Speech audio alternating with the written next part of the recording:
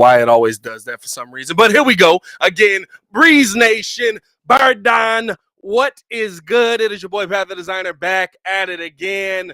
The Chicago Bears have traded Robert Quinn to the Philadelphia Eagles for a 4th-round pick. At least that's all we know. We're going to break down all that and more in today's episode of The Breeze. What does that mean for the Chicago Bears moving forward? What does that mean for the team as a whole? We're also going to talk about the game coming up and listen in on some of the press conferences. All that and more in today's episode of the Windy City Breeze Sports Talk Daily. Let's go.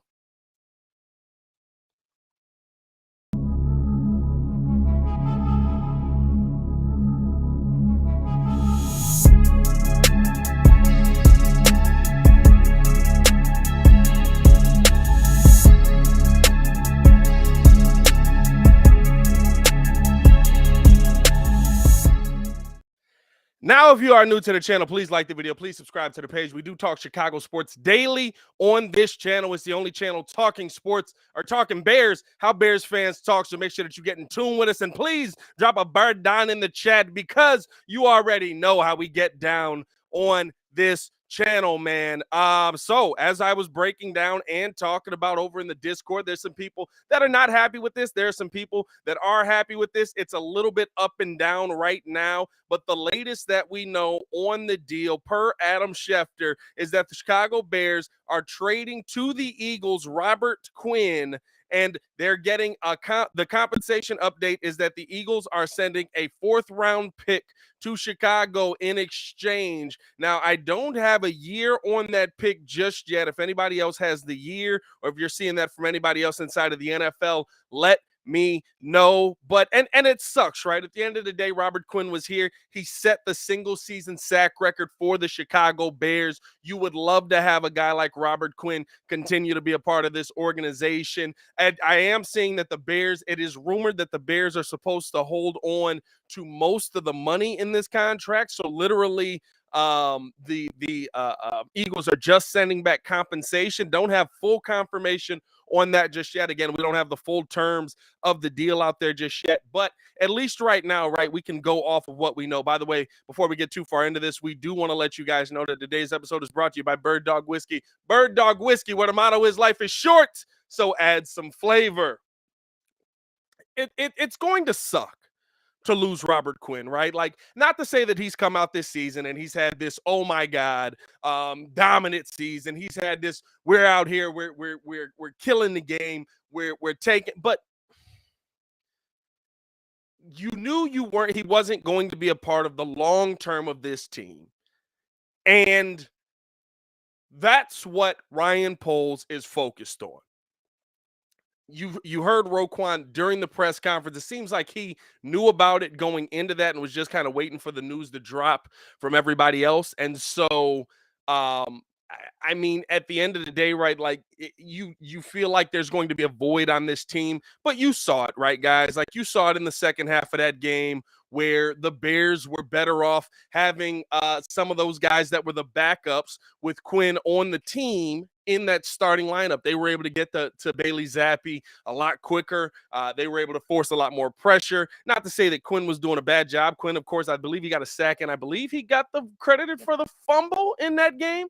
But at the end of the day, right, like you're trying to move in the right direction with younger talent, and Robert Quinn's just not that talent right now. You sent them to a team where he can go compete. I like the respect factor of that. You sent them to a team where he can go out there and he can compete for. I mean, I think the Eagles are a team that you look at and you say could be competing for. I guess you could say they could be competing for a Super Bowl in the NFC, especially with how up and down football has been this season.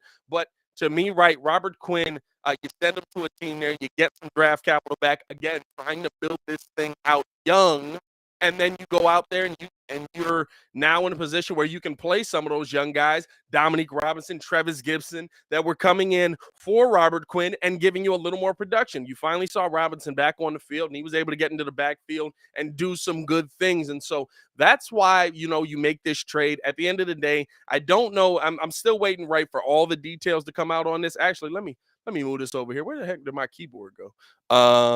I be having to move stuff in the studio because of my daughter all the time. So hold up. There we go. Got the keyboard. Let me pull up Twitter on the big screen here. I think this is a move, right? And let me know how you guys feel in the comments. This is a move that you end up making for the future. You got a draft pick. You get to play some young pieces that are on your team already. I'm not upset at this deal. Am I going to say that I love this deal? No, right? Your defense is definitely um, a little bit deeper with Robert Quinn. I don't know if I'd say leaps and bounds better, but you were deeper at that position with Robert Quinn at the defensive end position. And yeah, you lose a little bit of depth there. But outside of that, right, like I'm not going to say that I hate this trade. I'm not going to say that I love it either, but I don't feel like there's anything about this that sets the Bears moving in the right direction. Now, maybe you can make the debate that you should have traded him a little bit sooner. Maybe you can make the debate that the Bears didn't trade him in a timely enough fashion, right? Coming off 18 and a half sacks. Maybe you get a little bit more. But I don't see this as right. Like, what were you going to get for a 32-year-old?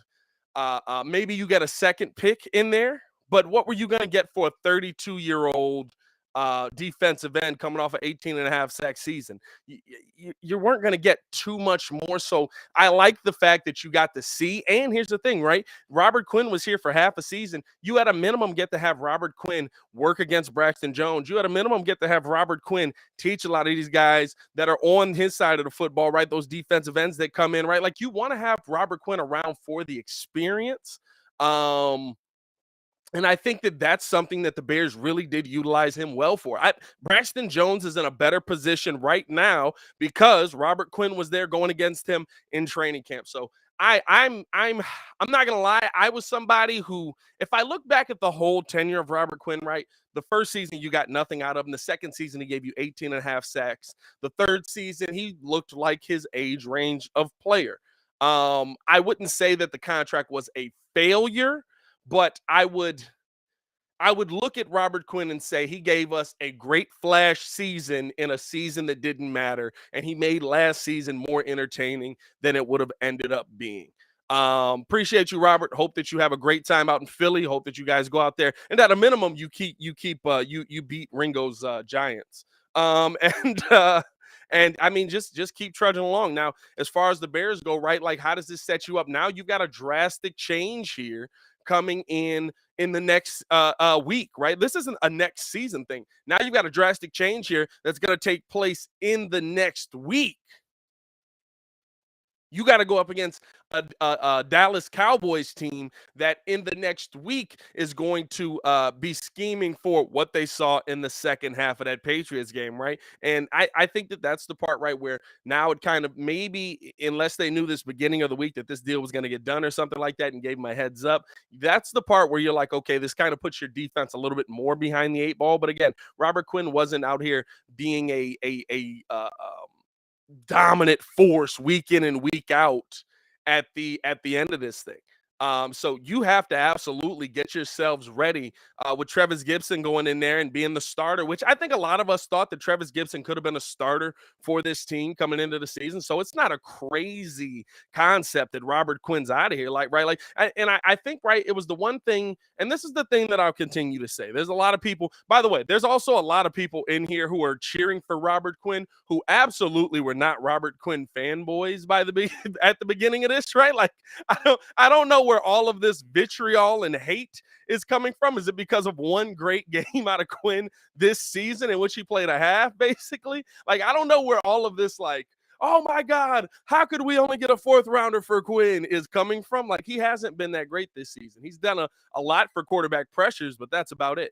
But listen, over on the Eagles, maybe he'll play better. He probably will have more opportunities to get to the quarterback. He probably will have more opportunities to look better this season. I'm not mad at Robert Quinn being dealt. I'm not mad at the compensation. Again, I don't love it one way or the other, but I'm not mad at it either way. I think the question around most circles with Bears fans is this the start of something, right? I think that's really where you're kind of looking at the rest of this season. Is this the start of the Chicago Bears moving more of these veteran guys also off of a week where you saw your rookies have their best week this season? Jaquan Brisker showed out. Dominique Robinson played really well. And Kyler Gordon coming away with a pick himself, playing really well. Guys that have continuously gotten better every week of the season. Every week of the season. Is this the start where you start to say, okay, now we're going to move this guy. Now we're going to move on from this guy. Now we're going to move on from this guy. Could Roquan be next? Could you see David Montgomery be moved? Could you see Eddie Jackson be moved? Could you see, right? Like, I think those are the questions now that come up because of how Ryan Poles is scheming this thing, right? Like, Ryan Poles came out and he told you, this is not about right now. This is not about winning today. This is not about dominating today. Do we want to see improvement from our young guys? Yes. And guess what? Every single week, we have seen the Chicago Bears get better. Whether it's been incremental, whether it's been major, but like every week you've seen the Chicago Bears start to slowly move in the right direction, especially with those younger pieces on this team making the movements. And so that's what opens up deals like this where Robert Quinn ends up getting dealt. This is what opens up deals like this where you might see some of those other veteran guys getting dealt, or even, right, you see some guys that maybe the Bears aren't going to bring back in a contract next season getting dealt, right? And we know how Ryan Poles wants to do this. We know how Ryan Poles wants to go about this. He wants to do it through the draft, which is why you see the draft capital being the first thing that we get back. Yeah, I'm still waiting to see, trying to see if there's an update from Shefty or anybody, and I know Baki will tweet it to me if anything comes through. But I'm trying to see if there's any update right now on where the Bears are with the compensation of this. I'm not seeing anything from Shefty. I haven't seen anything from Field Yates yet. I'm not even seeing the year yet on the pick, but I think, right, like and we'll keep an eye on that on Twitter the entire time. That's why I keep looking over here. But I think that the big thing about this is, right, where are the Chicago Bears going to be by the end of this season? Where are the Chicago Bears going to be by the end of this season? What position are you going to be in? Are y'all seeing 2023? Where y'all seeing 2023? I'm seeing 4th round pick. I saw the 4th round pick. I saw that compensation, but I don't know what year that is. Everybody's just saying 2023. I'm not seeing 2023 anywhere. If it's a 2023, somebody tweet that to me at Pat the Designer. Shout out to you guys who have followed me on Twitter. Shout out to you guys for showing love. But no, I think the thing, right, is you look at this team, you see young guys slowly starting to get better. You see young guys slowly starting to move in the right direction. You see young guys slowly starting to, okay, hey, I can figure out how to do this. I can figure out how to make this move. I can figure out how we can put this together, even with the limited stuff that we have right now, to win games. You seeing a coaching staff that is developing multiple young guys in a week. You're seeing a coaching staff that is developing guys and preparing them for the game that is happening on the sideline. And so to me, this is the right time to try and make some of those moves where you can get that young capital back. And that's what Ryan Poles wants to do. He wants to get young draft capital. He wants to get young players in here, draft capital back. He wants to get players that are going to be a part of this regime and that fit this regime a little bit more and keep this thing moving, not just for a quick time, but for a long time. And the only way for you to do that is to build with young, good talent. Young, good talent. So I'm not mad at this. Am I going to act like Robert Quinn's time here has been a complete disaster? No, I'm not. But I'm also not going to sit here and act like there's nothing else that or that the Bears made the wrong decision in this trade of Roquan Smith of Robert Quinn. And I think that, right, you could see some other deals coming off of the back of this. Let me know how you guys feel in the comments below, man. Hit that like button, subscribe to the page. We've got so much to get into on today's show. I was actually getting ready to go on live. I was going to go on live at 3:30, but I ended up getting this news. So now we're going to be talking about this. Let me know how you guys feel in the comments as well. Appreciate the love. Appreciate you for tuning in with the channel. We do talk Chicago sports daily on this channel, only channel talking Bears, how Bears fans talk. So make sure that you get in tune with us, man. All right. Now that that's out the way, hey, shout out to Brand. Brand's in the building. Lil Bro in the building. I can see your comments again, Brand. I unblocked you. Now that that's out of the way, where are we going to see this team go from here? The super producer Joel Holt in the chat as well. He says he loves it. Where are we going to see this team go from here? Because we're coming off of a week versus Bill Belichick, where I'm not going to lie to you, we saw the best production out of the Chicago Bears team that we've seen all season. And I would challenge y'all as far as to even say, Dan Richardson in the chat was good. We saw the best week of football that we've seen from this Bears team maybe since Mitch threw the 6 touchdowns versus a terrible, terrible Tampa team. Right?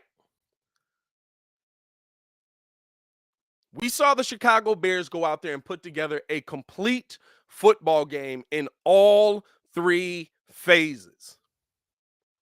We saw the Chicago Bears go out there offensively. Justin Fields doing what he had to do with his legs. I'll have some statements on that as well, where I have to talk about how we're using Justin Fields.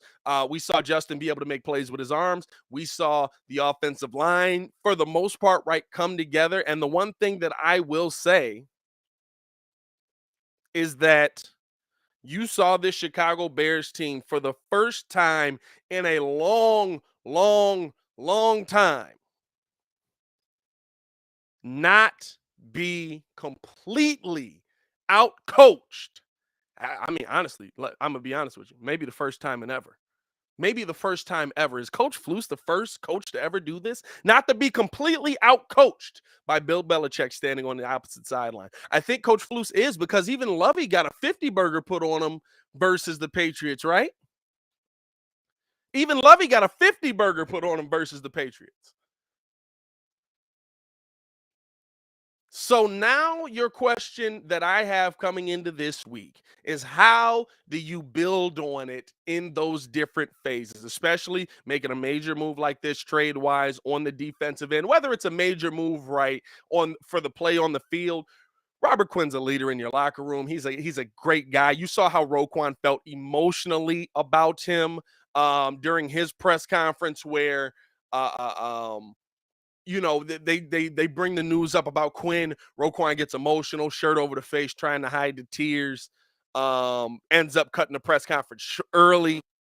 You know what I mean? Like, you saw that, saw how the team feels about a guy like Robert Quinn. So it is a major trade to move on from a guy like that, and it's a trade that a lot of these young guys haven't dealt with. Those are things that you have a lot of young guys on your defense.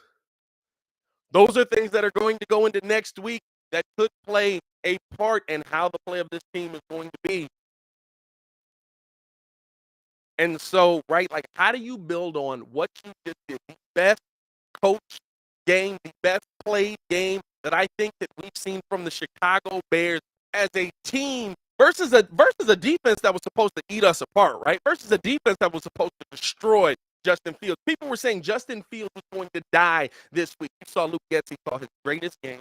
You saw Matt Eberflus coach his greatest game. You saw Justin Fields play the first game that I think he's ever played in his career, where we saw 2 good halves of football from him. You saw I mean, you saw Darnell Mooney, Equinemius St. Brown, guys like that continuously getting open. How do you build on that going into Dallas now? And I'm starting it off with the coaching staff. I'm starting it off where, how does Coach Flus continue to prepare his team in the way that he prepared them for this game? And I think that he did an excellent job. I think that he did an excellent job preparing the Chicago Bears for this game. I think that he did an excellent job. Is it choppy? Is it coming through choppy? Bruh, this mug been weird. Let me check this mug, man. Appreciate y'all for showing love. Nah, I think that he did an excellent job preparing the Chicago Bears this week to come in and be able to make plays.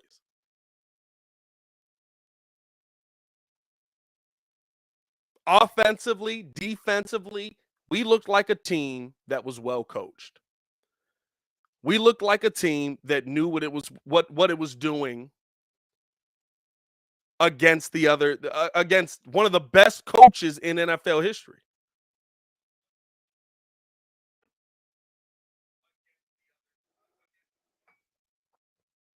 One of the best coaches in NFL history. I don't know why the heck it's coming through choppy. I got to stop using Restream. Although it sounds okay right now. I don't know. Maybe every time I turn it up, it stops doing it. But I think what you're seeing from the Chicago Bears team, and like the video if you agree, I think what you're seeing from this Bears team is that you're now seeing what happens when you allow week in, week out development. You're now seeing what happens when you take the time to wait to see what the growth of something is going to be. Because guess what? In the beginning of the season, what were we saying about the Chicago Bears? They can't move the ball. They can't run. They can't pass the ball at all. We've got to just tuck our heads, hand the ball off. That's all we've got. Our defense is, woof, what's going on here? Incrementally, we've seen Flus get better as a coach. I think you have to credit Luke Getsy for slowly improving his play calling. And are there going to be moments where, yeah, it's not going to look good? For sure. You still have subpar talent on this team. But over the last 4 weeks of football, you can't tell me that this football team has not continuously, really the last 7, but I think over the last 4 as a whole, you've seen this football team slowly adding a little bit more. You've seen this coaching step. Let's add a little bit more. Let's do a little bit more. Let's make another play. Let's go out here and add this in. Let's do a little bit more here. Justin, we need a little bit more from you here. Adding it, not all at once, but adding it as he could take in the plays, the calls, having an understanding of what he's seeing on the defensive side of the football so that he's not getting killed. Because why? Has the offensive line gotten any better? Has the offensive line gotten any better? Maybe Braxton Jones has, but even that, right? Like, that's just incremental. And Baki saying, check Twitter. So it looks like Albert Breer sending us the update here. Let me see if I can just boom, hit a share screen on this John here. Looking like Albert Breer sending us the update. Philly is trading a 2023 fourth rounder to the Bears for defensive end Robert Quinn. The Eagles still have 4 picks in front of that one with their own pick and the Saints first rounder. So there it is. There it is. Still don't know if the Bears are eating most of the money on that. But that's the deal. Bears get back a 2023 fourth rounder. I like it. You're adding draft capital. You're adding young players to this team. You're adding young players to this team. Joseph saying the O-line's gotten better, but it hasn't been a stark difference. In pass pro, as much as Justin Fields is stepping up like a boss, 100%. 100%. And that's the thing about this team that I really want Bears fans to focus in on as we're continuing through the rest of this season.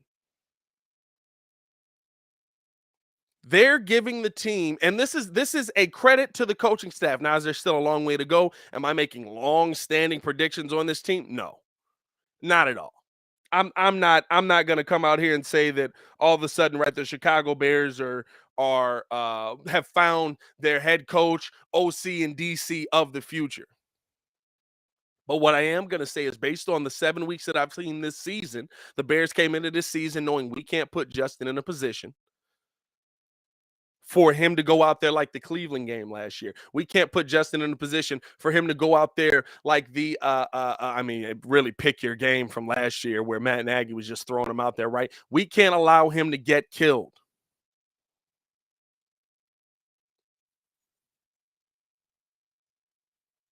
And so off of that, weekly, give a little bit, give a little bit more, give a little bit more, give a little bit more. He's figuring out how to read the defense. Give a little bit more. It takes time. It takes it takes 7, 8, 9, 10, 11. This team is not going to look the same as far as talent wise as well as it did starting the season, as it will at the end of the season. And that's what you can hope for. In 4 years of Matt Nagy being the Chicago Bears head coach, we can't say that 1 week to the next. We can't say that 1 year to the next. We can't say that in 4 years of Matt Nagy being here, the Chicago Bears improved in some position 4 years to the next. We're 7 weeks into Flus, Poles, Getsy, and Williams, and we look at the other side of the ball and we're like, well, wow, look at that. Jaquan Brisker's getting better. Kyler Gordon was awful to start the season. Kyler Gordon looks pretty good.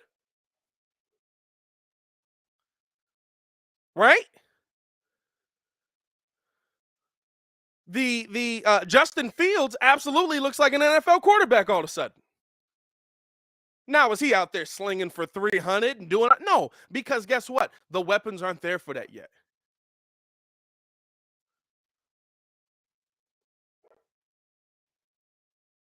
The weapons just aren't there for that yet.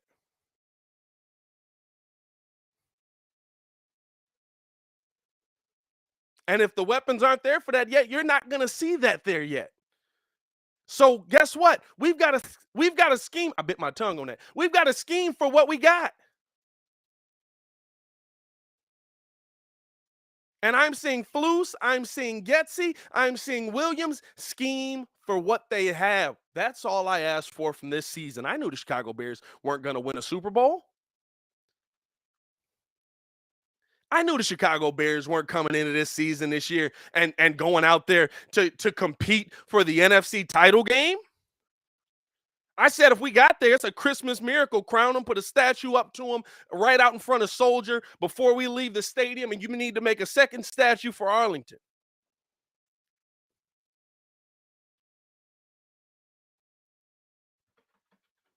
But as we head into this next week versus Dallas, and a week, by the way, where you just lost your starting center, who's been pretty much hurt all season. Unfortunately, Lucas Patrick is going to go on IR. I believe it's just a 4-week IR, but he's going to go on IR for his toe that was injured during the Patriots game.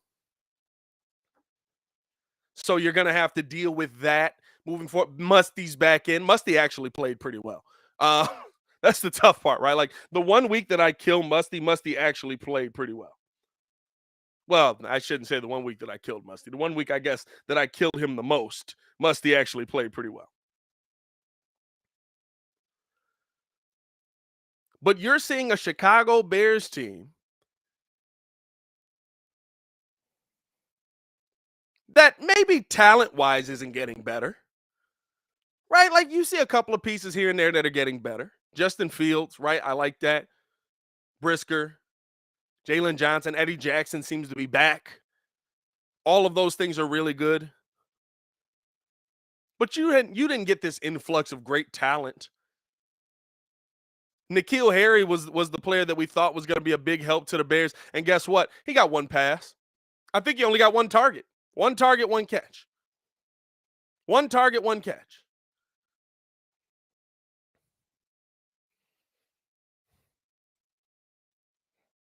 And so I'm looking at this coaching staff and I'm saying, okay, but guess what? They're working with what we have. They're figuring out how to win games, or they're figuring out how to be competitive in every game. And what we have, Allen Williams, we've talked about this defense how many times? How many times have we talked about this defense? Saying, man, it's just, I don't know. They don't have it there. They're not getting a rush. They're not getting here. The Bears have only allowed 1 second half touchdown all season.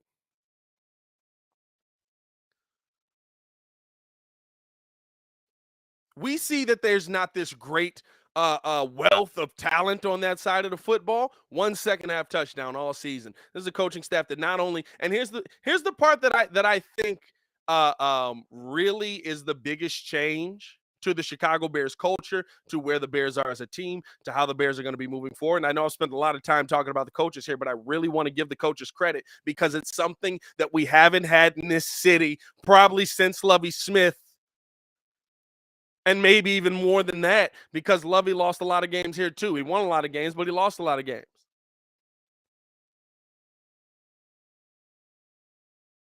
But when the Bears went into halftime and Bailey Zappi was eating you up, I felt so good. I felt so good about the Chicago Bears going into that half and figuring out how to beat Bailey Zappi. The halftime adjustments from this team are there. We haven't seen probably since, and I keep going back to Lovie Smith, halftime adjustments. We probably haven't seen since Lovie Smith a team come out of the bye looking better than they went into the bye. You remember the last time that we played the Patriots in Foxborough? Do y'all remember that? It was versus the it was when Mark Trestman was here. It was when Mark Trestman was here. Who remembers how that game went? Who remembers how that game went? We got a 50 burger put on our heads. We got a 50 burger put on our heads. Do you remember the other side of that? Just the post-game show. Not the other side of the game, just the post-game show. The one of Mark Trestman's many stupid statements here. The best thing the Chicago Bears have going for them right now is the bye. The best thing we have going for us is the bye. And do you know what we did on the other side of that bye week? We got another 50 burger put on our heads by the Green Bay Packers. We got sandwiched between 2 50s in our bye week. That might be a pause. I don't know. That might be a flag on the play. That might be a flag on the play on that one. But anyway, instead, a stark contrast is the first time ever in Chicago Bears history that we have beat the Patriots in Foxborough.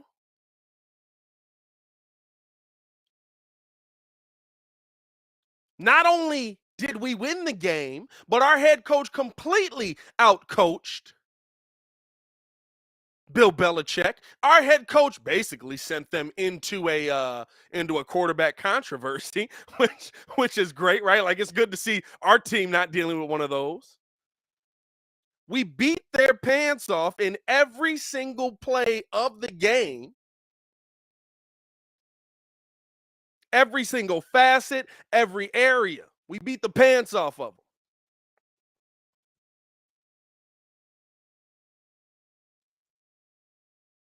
And now,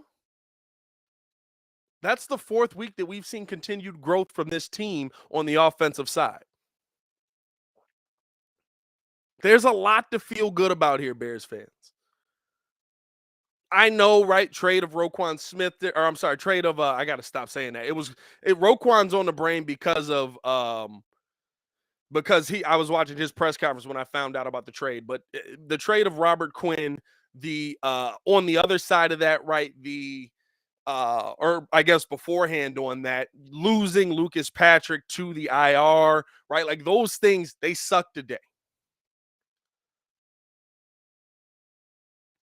But I say this with 110% confidence. Today, right now, the Chicago Bears are a better football team than probably the last 3 years of Matt Nagy. And the talent on this team is nowhere near the talent that was on that team.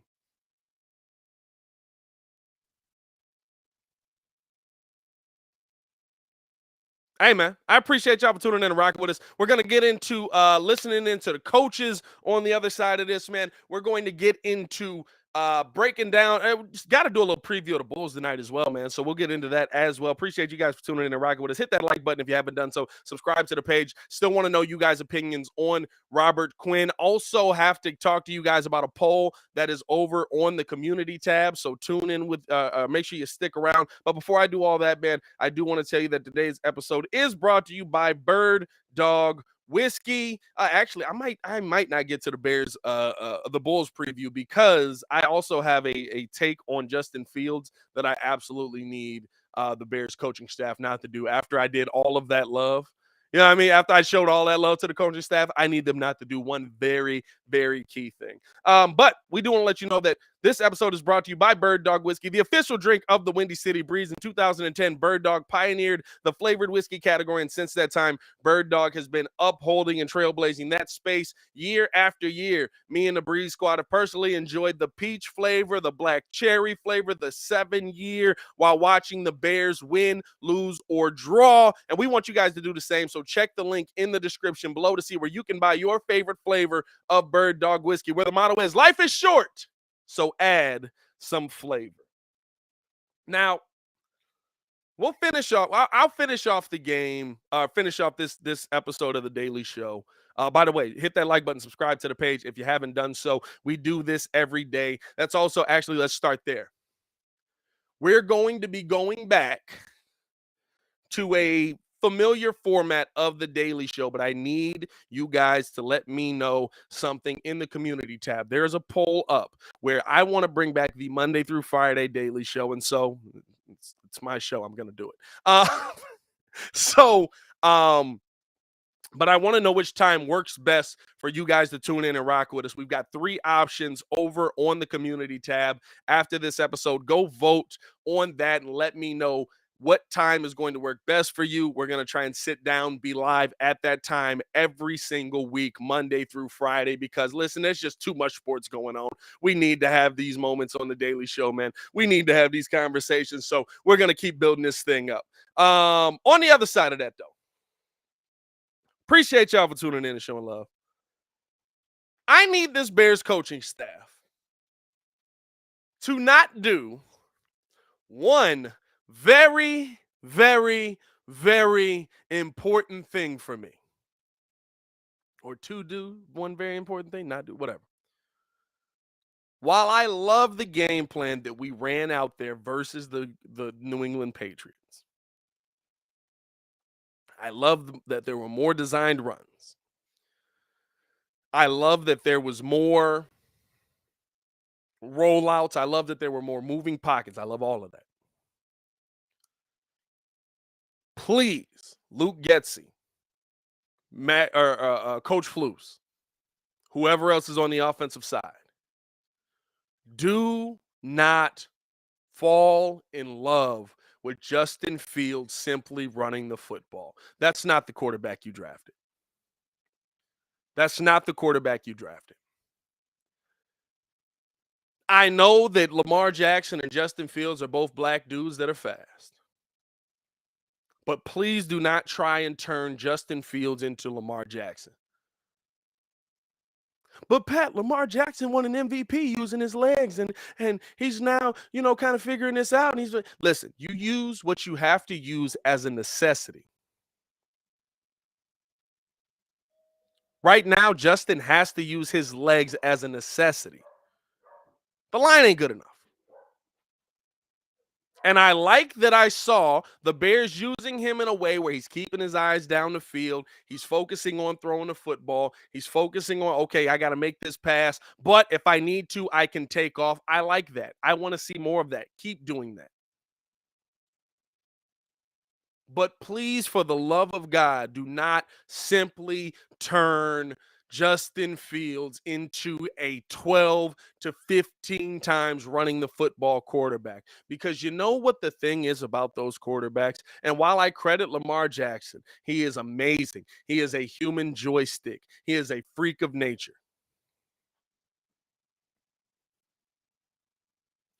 That kind of quarterback play absolutely has a shelf life. You know why? Because you're getting your quarterback hit. The one thing that I look at the Ravens and say, and it's the one thing Ringo has talked about with the Ravens the entire time, they have to figure out what the heck a wide receiving weapon is for them. Because it looks like, to me anyway, Lamar Jackson has become a much better passer this season. Are there moments where he's still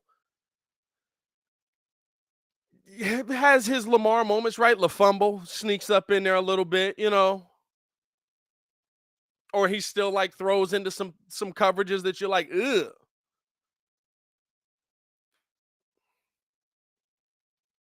But I saw what we saw versus the Patriots on Sunday, and I love it. And I think that it's really good to utilize Justin's legs. I think you have to utilize Justin's legs.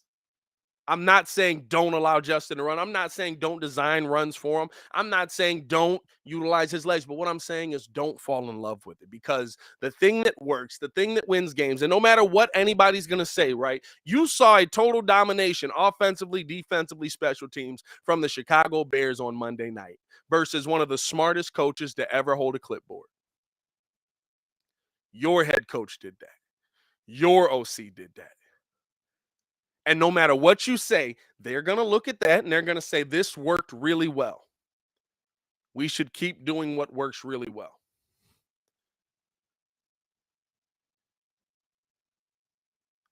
But what works really well puts quarterbacks in position to get their heads taken off. What works really well puts quarterbacks in position to miss a lot of time in the NFL. What works really well is altering to many quarterbacks that use that style of play. When you think of running quarterbacks in the NFL, I'm talking about that are legs first. I'm not saying pass first. I'm saying legs first.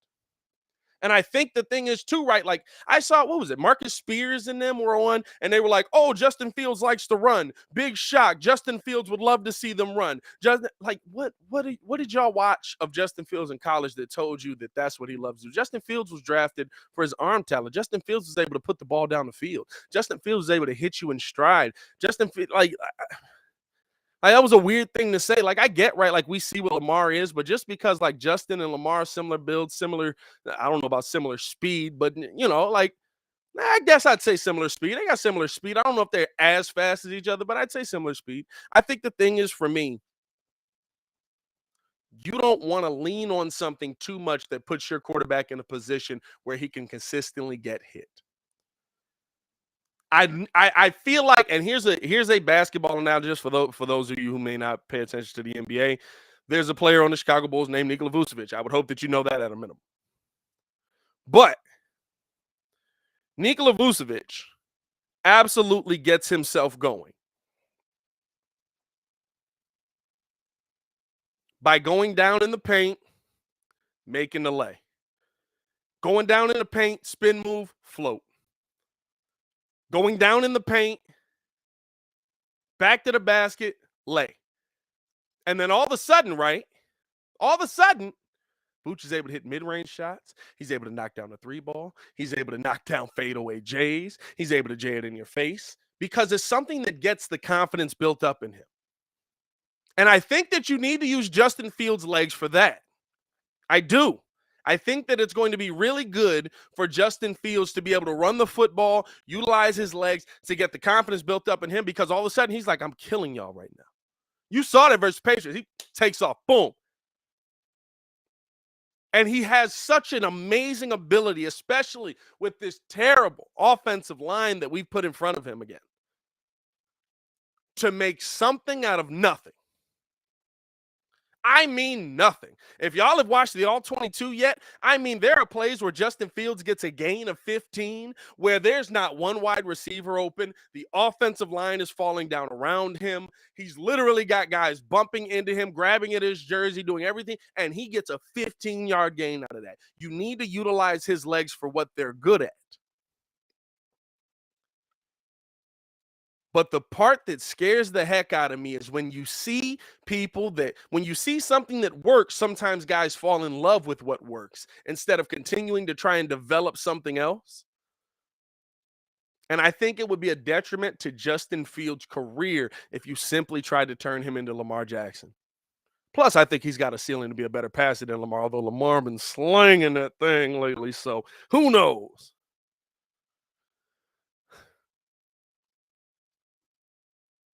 But that's my only concern. That's the only thing that I looked at from that game, and I was like, man, I know it's working, but I don't want to see this the rest of his career. I don't want to see this the rest of the season. That would be my only concern there. So, hey, I want to hear from you guys, man. Let me know how you guys feel in the comments. Let me go to y'all comments, actually. I can see some of them. Let's throw some of these up on the screen, man. We got Levante in here. Shout out to Levante. He said, wait a minute. Hold on. I got to zoom in on this, boy. I can't see nothing that's on the screen here. Boy, I am blind. Wait a minute now. Justin runs and throws, regardless of the O-line. Do what you can to get the win. And Justin doesn't run 12 to 15 times a game anyway. No, but you saw him do that in the last game, right? Like, I think that's the part for me that brings a little bit of concern. That was the first game where everything worked. That was the first game where everybody was moving well. That was the first game where everybody was running the ball well, where the Bears looked like an amazing offense. I wouldn't say amazing. They looked like a modern day NFL offense. It's the first time. And you know that coaches will fall in love with that. Joseph says, if you've got a three-headed beast in the backfield, it'll only naturally open up gapping holes in the secondary if used and schemed and timed right. Yeah, 100%. No, I'm not saying don't use Justin's legs. Here's the thing. You can't get away from using Justin's legs this season. You just can't. There's some plays that weren't schemed runs. It was just Justin Fields going, oh, shoot, my offensive line is not very good. I have to get the heck out of here. I'm going to die. That's really what it came down to. And so at the end of that, now you're looking at that and going, oh, well, he had to do what he had to do. He made a play. It turned into something big. I like to see that. I want to see that. Let's continue seeing that. I just fear the overuse of that. That's the only thing I fear. Baki says, basketball reference here. It's like when you say, say, Pat, about Vooch. There's a difference between a shooting big man and a big man that can shoot. 100%. 100%, right? And that's the thing for me with Justin Fields. I think that there is so much potential in the arm of Justin Fields. I think there's so much potential in Justin being able to deliver the football down the field. I think there's so much potential in Justin being able to just I think there's been some accuracy issues especially in the last game, right, on the deep throws. But those medium throws right now, boom, dead in the chest, making that play, boom, hitting guys over, making plays, right? Like, that's what I want to continue to see from Justin. And while I'm fine with you using the legs to build confidence, using the legs to feel good about where you're at and continuing to move forward, I just don't want to see the overuse of his legs to where now it's like every other play or every third play, you've got Justin Fields on the run. Bando says, I actually feel like they used him perfectly. Most of his runs was his choice, not set plays. Will probably go down better with receivers. And I think that, right, like, again, this season, there's not much you can do about it. This season, there just isn't. There's not a ton you can do about it because the offensive line is going to be except in the running game. I'm probably the one person that gives us more of a chance versus Dallas than anybody, because I believe Dallas is 26th in rushing yards allowed. And the Bears run the ball pretty flipping well. The Bears run the ball pretty well. So I'm excited for I'm more excited for this Dallas game probably than most people are, but we'll see kind of what it turns into. Let's go out to let's listen into the press conference. It's got about 10-15 minutes left on here. Maybe I'll go a little bit long because I do want to get Justin Fields presser in here as well. And I think Flus is about 13 minutes. But let's listen in to what our team and our coaches had to say on basically the what we saw in that Patriots game, what we can do to improve into the next game. Let's take a listen in here. Hold on. Special teams overall have been a strong point for us.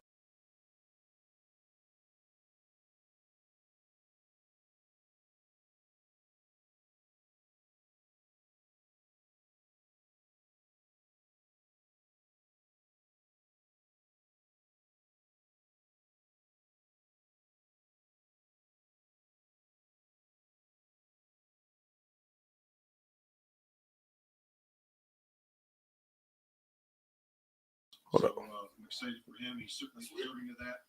He's been a constant pro for us. Just watch.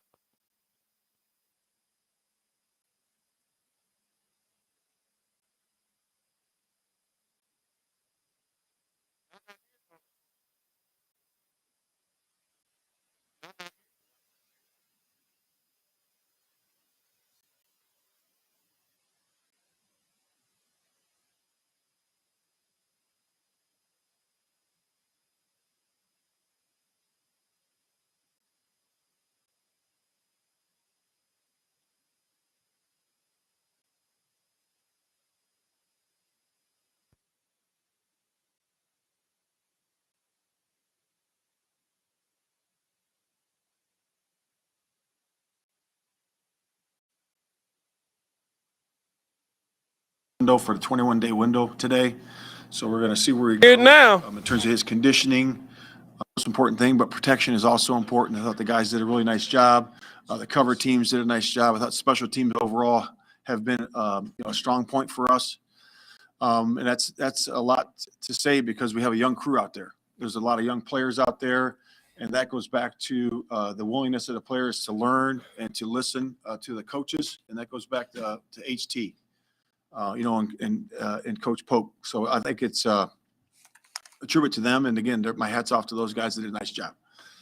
Some honorary captain for this week is EQ for when we go down to Dallas. So I'm excited for him. He's certainly deserving of that. He's been a consummate pro for us. Just watch how he blocks. He's a great point of attack blocker and does everything we ask. So we're excited for him for that opportunity. Injury report estimation will be later today because we're going to do a walkthrough. So it'll be an estimation of injuries. Lucas Patrick will likely go on IR later today. We're still determining the extent of that injury. And we'll figure that out as we go. We'll elevate offensive lineman Dieter. Dieter will go up today to the 53-man roster. And then Byron Pringle.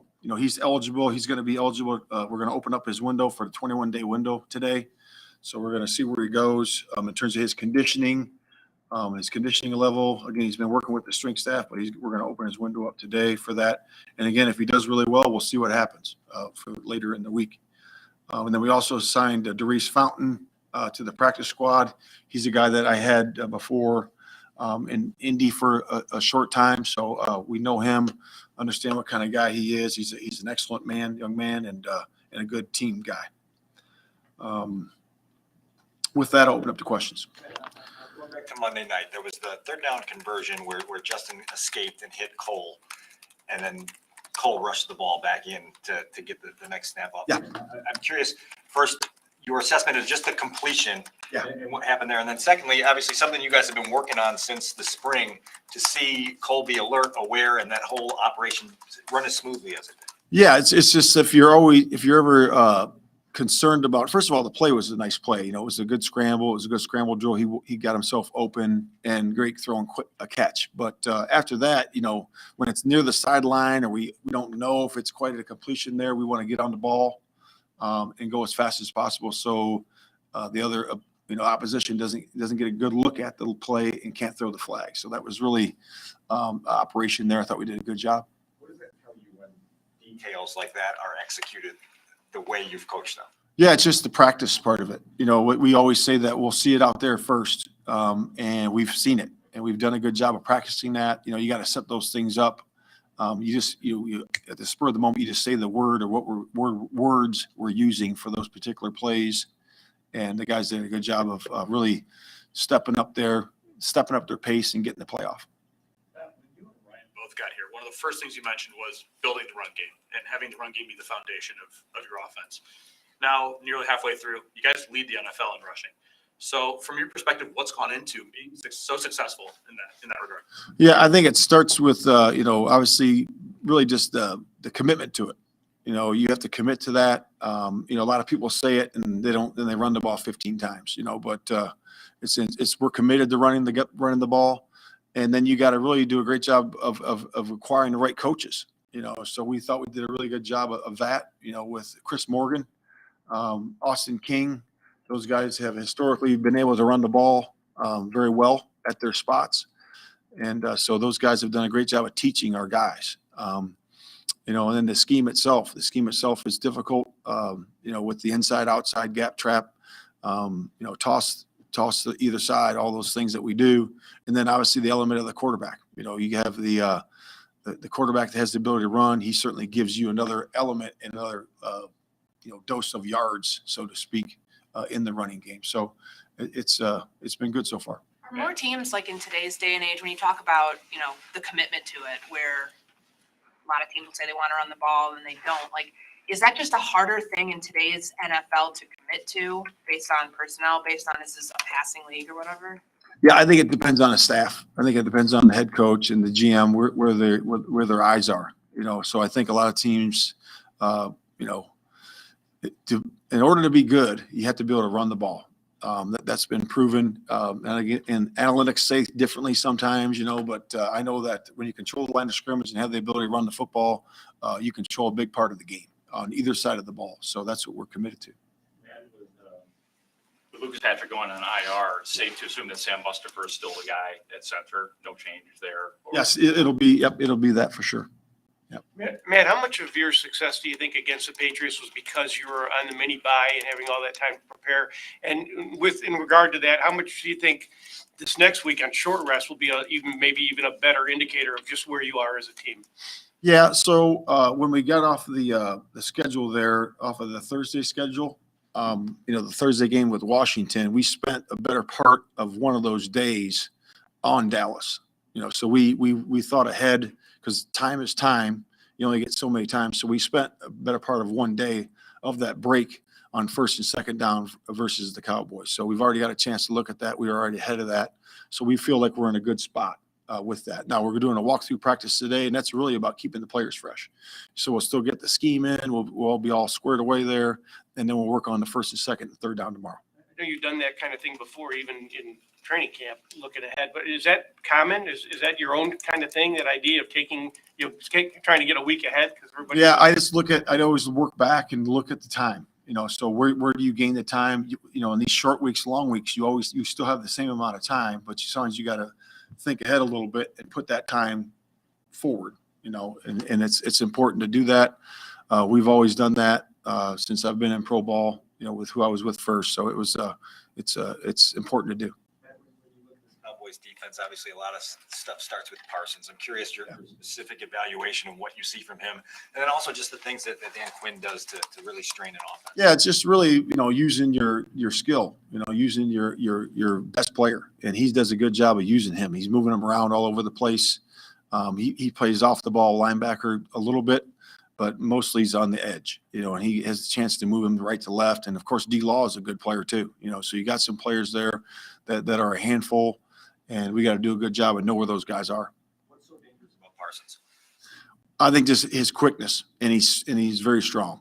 So I would say the quickness off the ball, he can beat you to the punch, and then really his strength, his intensity is also really good. Last week you said you go with the hot hand at running back, and David and Khalil were relatively even in touches. What's kind of your thought process with those two guys? Yeah, we really like the 1-2 punch there, and we're going to continue to do that. They both bring an added element to the game for us, so we're going to keep using both guys, and we feel that's a real strength for us on our running game, and in the passing game. So we're excited about having both those guys for us. You've had for a long time had the buy-in of your whole locker room, but after a win like that, seeing like your principles play out, does it give you an energy that is a little different, or do things feel different around the team? Yeah, I mean, I would just say that, when you have success, you have to handle that a certain way. When you have adversity, you have to handle that a certain way. And I think when you become a mature competitor, you have the ability to handle them almost one and the same. So certainly when you win, there's all this other stuff going on, but there's distractions in that. When you win, there's a lot of so-called hype for, a victory or 2 victories or 3 victories, whatever that might be. When you're in the middle of a season, I think that you have to keep everything in perspective. Look at the performance for what it is. Okay. And how can I improve? If you lose by 5 or win by 19, whatever that is, it is what it is. It's over now. So now you got to go ahead. How can I improve today in practice with my coach inside the scheme and make sure I'm doing things the right way for the guy next to me? And I think that you have to look at both of those things the same, because the performance is over now. Seemed to be a buzzword last week, particularly coming off the games that you guys came off of. What did you see, good, bad, or otherwise, second half Monday night in terms of finish and what you're looking for? Yeah, I've been, pleased with the guys all year in terms of their, mental and physical stamina in the second half. Now, what we needed to improve on was the execution part of it. So the guys have been there. We've been there to make those plays. Now we just had to finish off and do it. So we challenged the guys last week about getting that done in practice first, and then they had an ability to do that in the game last week. So we'll see what we do this week. Your operation for coach challenges in game, how does your operation work? For in-game challenges, yeah, I mean, we obviously have a couple sets of eyes upstairs, that help me to see where it is, and then we decide, obviously in the first half you can be a little bit more liberal with using it because you want to. It's the first half, and then, really just make a decision. If we feel comfortable and confident about it, we'll throw the flag. If not, we'll just hold it. So the voices that are in the headset, are this analytics focused, and how did you determine who would be in your ear for challenges when you were going? I would just say the best set of eyes up there that we use. Certainly there's an analytics guy up there with me, and then also whatever side of the ball is going to help me. We have one guy on each side that'll help also. Man, is Bayless Jones Jr. still in consideration as a punt returner? Obviously, you guys went with Dante.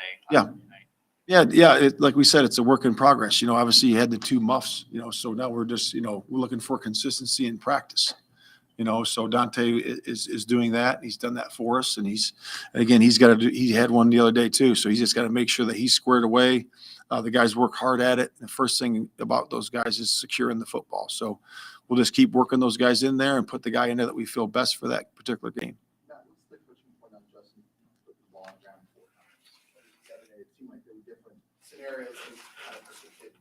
Yeah, I'll just say, make a generalized statement that, ball security is number one, so it's important that everybody who handles the ball does a good job with the ball. So it's been brought to everybody's attention, that we did have those, I think it was maybe 4 or 5 of them in the game, and we just got to work to improve that. Is it as simple as saying the weather was bad? Or, is that any excuse? No, it's never an excuse. The ball is the ball, and it's the most important thing. So the weather is going to be what it is. It's for the same for both sides. So we got to make sure we figure it out. 2 more for a second. Obviously, this is your first time in this role, and to have Say the first part. back to Cairo. Okay. For a second. Yep. What does it do for you as a coach, just in terms of situational planning and decision making, when you know that you've got a guy that has been nails and ultra reliable the whole year? Yeah, it's great. It's great to have that because when you're in a certain part of the field, we got to do certain things on offense to put ourselves in that position to make sure it's a good situation for that particular kick. And we've done a good job of that. So yeah, it's certainly comforting. And he's done a good job. He's a pro through and through, and he comes to work every single day. Matt, just for you, what does it mean to see Justin have the game that he did the other day? Because you ride that roller coaster with him too, and when he's struggling, I'm sure you feel for him. So to see him play well on a national stage like that, what are you feeling for him? No, it's like anything, like we talked about with Eddie Jackson earlier in the year. I think that when you see a player succeed, as a coach, you have joy. You have joy in that. You like to see that. You like to see him have fun playing the game, and then obviously the result was good, and that's good to see for his growth, and where he is as a quarterback. Matt, as far as Bayless, what do you guys need to see in practice for him to get more snaps on? Offense? Yeah, just consistency. Consistency of alignment, assignment, key technique, him executing his position. Yeah. That was Coach Flus, head coach of the Chicago Bears. I had to put the headphones on because forgot I had this set up a completely different way. I don't use Restream as often anymore, but getting back to using it a little bit. But no, that was Coach Flus kind of breaking down what he saw and what he wants to see from this Bears team moving forward, especially heading into this week, kind of how they're going to work it. I mean, listen, he talked about a commitment to the run game. The Chicago Bears are one of the best running the football teams in the NFL. The Dallas Cowboys are one of the worst at stopping the run in the NFL. I would say expect a heavy dose of the Chicago Bears running the football in this next Dallas game. Again, I would also say, expect to see a little bit more of the Bears. What's the right word? I'd almost say expect to see a little bit more of the Bears. Using Justin Fields similar to what they did this week, seeing Justin Fields get out of the pocket a lot. You do not want Justin Fields and Micah Parsons meeting face to face very often. I think it's inevitable to not see somebody run into Justin Fields this week if you're trying to drop back to pass 20 to 25 times. But I do think that there's a route for the Chicago Bears to win a game like this. I know Dallas's defense is very stout against the pass, but that's not what a Bears bread and butter is right now. The Bears have been dominating teams in the run game. I believe we've only had one game under. Let me double check that actually before I just come out and say that. I believe we've only had one game this season under 200 total rushing yards. I want to double check that. Let me see. Let me go to StatMuse real quick. Let me pull up StatMuse real quick, but because that's really where the Bears' bread and butter has been this season. And I think only one game, I want to say the Houston game maybe, is the only game this season where the Chicago Bears ran under 200 yards. They've been able to dominate the football every week. And it's where this offensive line works best. Again, that's kind of going back to the beginning where I was talking about the coaching staff. Go with what works. Go with what continues to work. Go with what your team does well. That's what this coaching staff has really done, and it's a really big reason why you've seen the Bears have any success. Let me see. Chicago Bears. I don't know if StatMuse is going to pull this up. Chicago Bears rushing game by game. Okay, so it does have it. So we have had a couple of games under 200 yards. We've got 99 rushing yards first game of the season. Right? Is that? Yeah. No. Yeah. First game of the season, 99 rushing yards, 180, 281, 149, 78, 237, 243. We know what our bread and butter is. There's a path to beat the Dallas Cowboys this week. There's absolutely a path to beat. And to be honest with you, I when I did my preseason predictions, I said the Chicago Bears would beat the Cowboys, not because the Bears have more talent, not because the Bears are the better football team, but because the Bears always find a way to beat the Cowboys. For some reason, the Bears and the Cowboys games are always mad competitive. So it's not even because of the win coming off of this week. I picked this before the season started. We always find a way to beat the Cowboys. So let's listen into the quarterback, Justin Fields, before we get up out of here, man. appreciate you guys for tuning in and rocking with us. If you haven't done so, hit that like button, subscribe to the page. Then I'll drop you guys with some announcements. And I'm going to get up out of here because we will be live for the Chicago Bulls live call tonight. Bulls are taking on the Pacers at 7. So tune in with us on that as well. Let's listen into Justin Fields. He was at the podium today, basically talking about kind of what he saw out there, what led to his success in this game, and what he's expecting to do moving forward.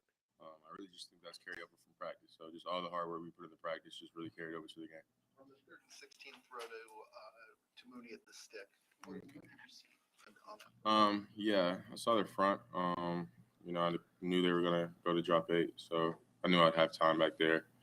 And we were in I think 7-man protection on that, so I had blocking for 3 guys, so I knew I'd have time, and then really more, zone defenders further out, so I knew I had to extend the play. So that play, of course, the time was going down, so either get a quick completion or throw the ball away just to save some time. So just right out to the right, saw Moon, did a great job with the scramble drill, and of course he was right there on the sideline. When you watched for the game, your performance, what did you like most about what you did, and what's maybe something you said to yourself, I could do that better? I just like the rhythm of the offense. I felt like that was good. Just in and out the huddle, basic stuff, just all that simple stuff. And, just, how we ran the ball, how we just executed as an offense as a whole. I think, everybody did a good job. And, one thing that I want to work on is just, getting more checkdowns, like I've always said. So I think that's one thing that I'm going to continue to work on. And, of course, just run alert throws like bows and stuff like that. I mean, that stuff like that, you really can't get enough practice in. So just those things. I think coaches have talked about how they're still learning how to get the most and the best out of every player on this roster, obviously including you, and they obviously utilized your legs a lot more with all the design runs. Is that the best way to use you? Do you want to see more of that? Because it seemed dangerous. Yeah, I mean, of course, that was the first time we really did that. So I don't think their defense expected that from us. So, but to be honest with you, it doesn't matter to me. If, the coaches think that it's going to help us win, then you guys already know that I'm going to, do whatever for this team to, help us win games. So if it's going to be more quarterback runs, then that's what it's going to be. But, I do expect teams to, of course, prepare for that more. Are there any lessons you can learn from the Eagles and how they slowed down Micah Parsons? Yeah, I mean, when I was watching the game, they just didn't block him. They just made him to read most of the time. So, of course, that's one way to, get him to stop the rush. And, he's a great athlete on the edge. So, of course, going to have to, make sure we know where he is at all times. But, of course, he's a great player, fast, physical. And we're definitely going to have to, have a plan for him for sure. You just completed your 17th start, and you're have very high expectations for yourself, and you're critical and all those things. But do you ever have to take a step back and say, I just finished one season's worth of starts? No, not really. No, I haven't looked at it like that, to be honest with you. Why he gave a sly smile? Yeah, like it just clicked with him. Every day and try to just improve on the things that I can improve on. Late third quarter, you had a first down deep ball to Darnell. He was kind of play action. He ran a little double move up toward the end zone. I'm just curious, when you went back and watched that, what did you see? It almost looked like you were a little bit frustrated after the play. Because I thought it was a dot. I thought I put it perfectly, but it just kept rising and rising. So, yeah, I mean, just the shot we took and just overthrew him by a little bit. McCourty said after the game that some of the plays that you guys were running reminded him of stuff that they saw, I guess, a month prior with Lamar Jackson. And obviously with Lamar, I mean, I think he's got the most design runs of any quarterback over the last couple of years. Are there things that you see within his game that you could incorporate, that you would like to incorporate, I guess, going forward with what you can do? I mean, we just, took some of the run plays that they had. And then, of course, Lamar's the, best running quarterback in the league. So, anytime you can, run like him, it's always going to help your offense out for sure. Did you watch Lamar film? The cut-ups of the plays, yeah. The cut-ups of the plays they had, the Ravens running the play for it. So. Was there anything you saw him do that amazed you? He's just, quicker and faster than everybody else. So it's like, I just hope to be quick like that one day, so, yeah. Is he faster than you? Faster than me? I don't know. We have to raise, but he's definitely quicker than me and more shiftier than me for sure. Last week it was last week it was all about you guys having so much time coming up with a mini bye. Now you come off this great win and you got to quickly turn the page. What is the greatest challenge in doing that? Just getting back. Not hanging on the win, too long, and just focusing on Dallas. We didn't have practice today. We just had a walkthrough. So just having guys lock into the walkthrough. We just finished up, and I think the guys were focused during that. So that was great, and really just making sure all of our bodies are ready to go by Sunday. But other than that, just mentally locking in, kind of like the Washington game. Of course, we have longer than that, but yeah, just making sure everybody's on their P's and Q's when in terms of knowing what to do and knowing what plays we're gonna run. You mentioned wanting to be better on your checkdowns. What is that a process of? Is that a speed of the game thing in terms of? No, it's just me maneuvering in the pocket and finding a lane to throw it to Demo or to whoever, or even just moving there faster and not holding on to not looking downfield as much. How impressive is it what Sam Mustipher did? He loses his starting job and then he's right back in there, and he just seems like he just picks up where he left off before in the first quarter. I mean, it's pretty impressive. Last week, he wasn't the happiest about the move, as nobody would be, but he handled it like a pro. Did the same thing that I've seen him do, since week one, in terms of routine wise, and I think he handled it well. So him coming in the game for us was big for us, and I mean he played his hardest and he played tough. So definitely proud of him. Coach Lewis talked about the commitment to the run game for you guys in this offense. What do you appreciate about the fact that you guys are successful when you run the football and how it's helped you? Yeah, I mean, running the football, I don't think any offense in this league can be, successful without running the football. It's hard to be successful without, getting the run game going. So really just, the run game just opens up, play action pass and really, every other element of your offense. So of course, always getting the running game going, is definitely going to help me out playing quarterback. You got a couple more. Monday night, you came in with Cairo. I'm just curious what you feel about having a guy like that on your side. Cairo? Yeah. I mean, Cairo's awesome. He's awesome. He works hard. Doesn't say much, but he's a great guy. And I mean, ever since I've gotten here, he's been genuine, hardworking, been a leader. So I'm definitely glad he's on our team for sure. Does that loosen up an offense when you know that you get to a certain spot of the field? Yeah. You don't have to be as I guess risk taking. Yeah, for sure.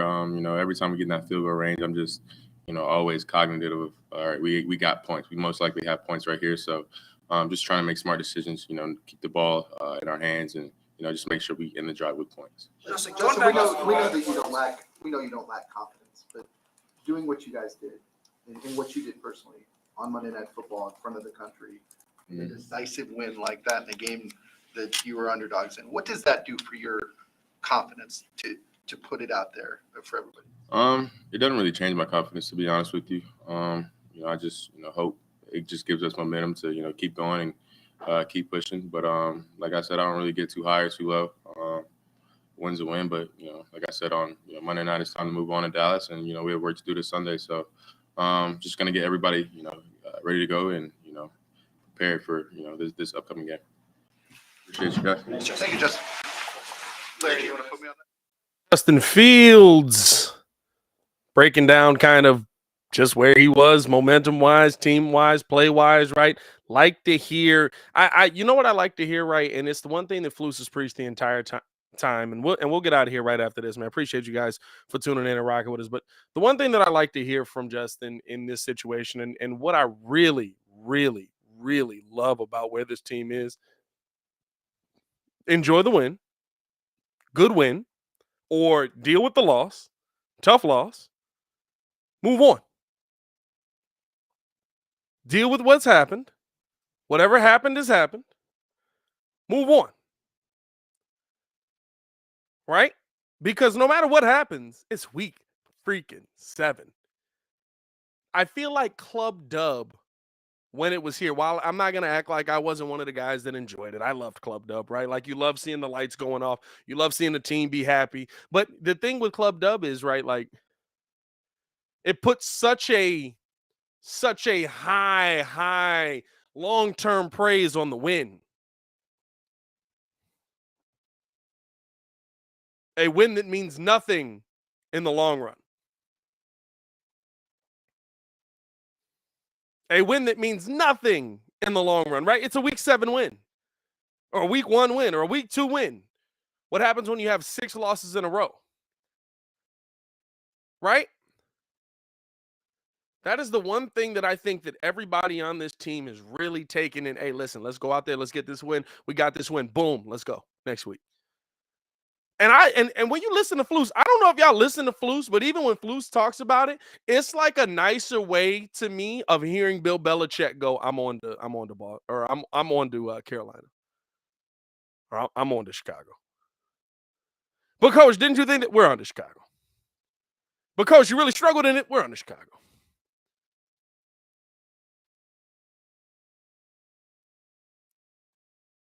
Like that's to me, right, the part where that's the part that gets me excited about this team. That, or I don't know if I should say excited, but it's the focus of this team, right? The focus of this team is getting better week in and week out. The focus of this team is, while this W is happening, what does it mean for the long run of this team? While this is a great moment to experience, what does it mean for the long run of this team? I love that about this team. And I think that's why we've seen them be able to make these incremental growths, because it's not just focusing on, wow, what a game. You were amazing. Love what you did there. It's just, hey, good job. Great play. Love what we saw there. Think we're doing some good things.